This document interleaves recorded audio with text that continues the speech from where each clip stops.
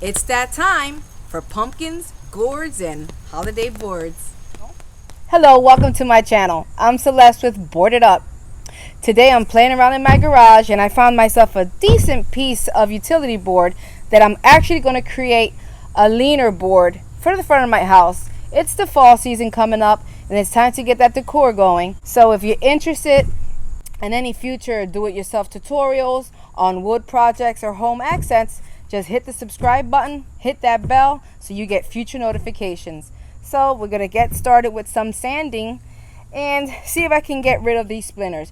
When dealing with utility board, there's nothing more important than wearing some gloves because these bad boys, they will put a hurting on you with these splinters.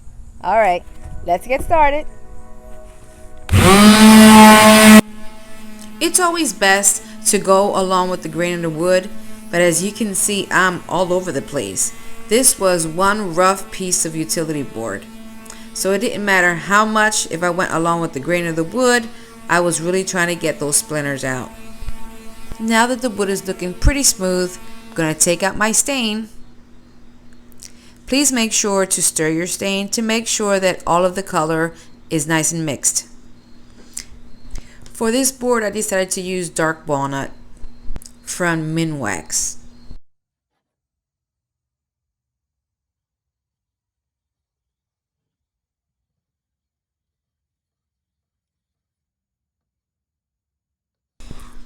Now that my stain is nice and mixed, I'm going to start applying it with a chip brush, going along with the grain of the wood. This was a really rough piece of utility board, but I didn't want it to go to waste, so I was going to make something out of it. This piece of utility board happens to be taking a lot of the stain. It's really soaking in, it's really saturated. So it looks like it's probably going to take some time to get this to dry and cure. It's always a good idea to use a shop rag to get the excess stain off.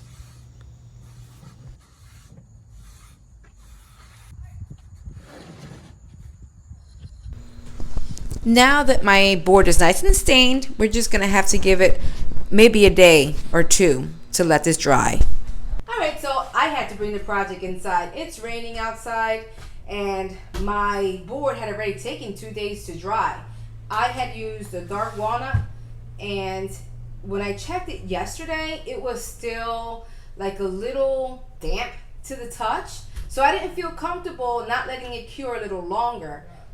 Sometimes if you don't let your freshly stained wood completely cure, and you try to paint on top of it, whether it's stencil, lettering, or any type of artwork, your paint is going to bubble, and that's because the stain in your wood is still releasing those gases, and it's going to affect your paint. So if you're concerned about having clean letters on your paint when you're stenciling a piece of wood that you have stained, I would highly recommend that you let the stain thoroughly dry before applying any type of stenciling or paint.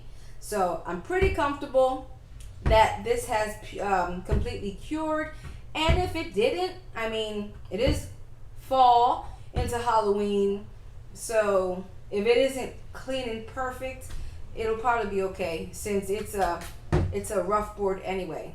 Alright, so I am going to get started. I received the stencil from Extreme Motorsports. The owner, Iris Simpson, was kind enough to print this out for me. I'll leave her information in the description. She also made the great t-shirt that I'm wearing. Sometimes removing the vinyl can be just a little tricky.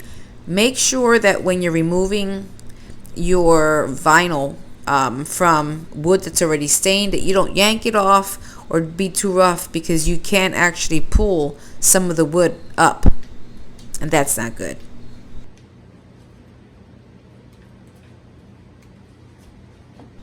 There, I finally got it. Just make sure to use both hands. Hold the vinyl down with one and tug at the transfer paper with the other. Take it nice and slow to make sure that you don't lift the vinyl from the board. Sometimes I do that side-by-side motion just to make sure that my transfer paper is coming off nicely.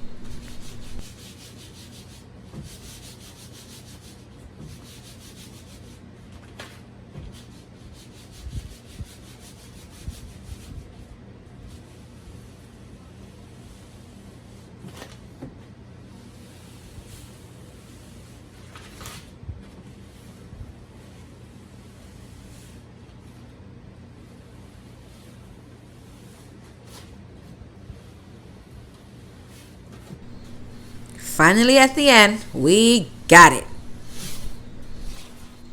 I like to secure my vinyl with just a thin layer of Mod Podge, just to make sure that there's no bleeding after I apply my paint.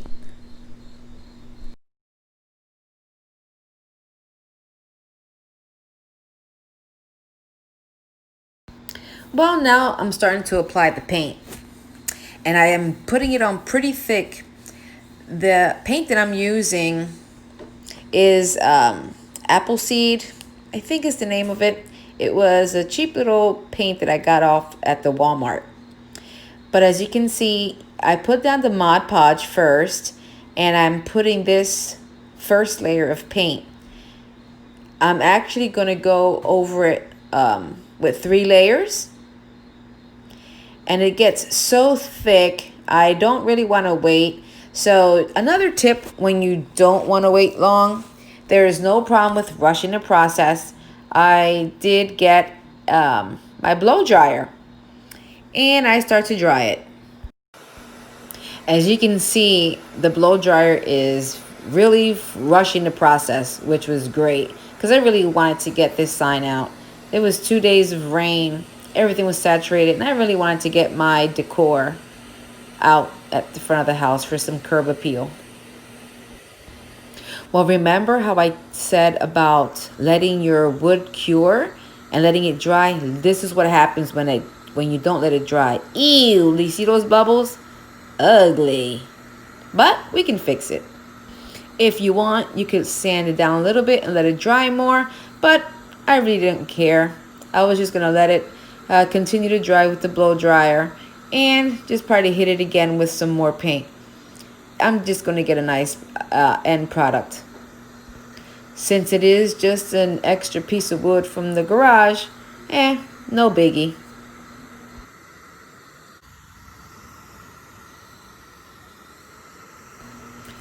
See right there where I'm pointing?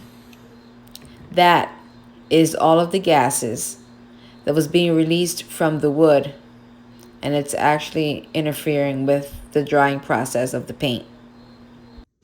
After letting it dry, I gave it another coat, and you couldn't even tell. And here you have it, one beautiful board. Linear boards add so much curb appeal to your home. I'm really happy on how this turned out. Thank you for watching. If you like this video, smash that like button. And if you want to receive any notifications on any future tutorials, hit that subscribe button and that bell.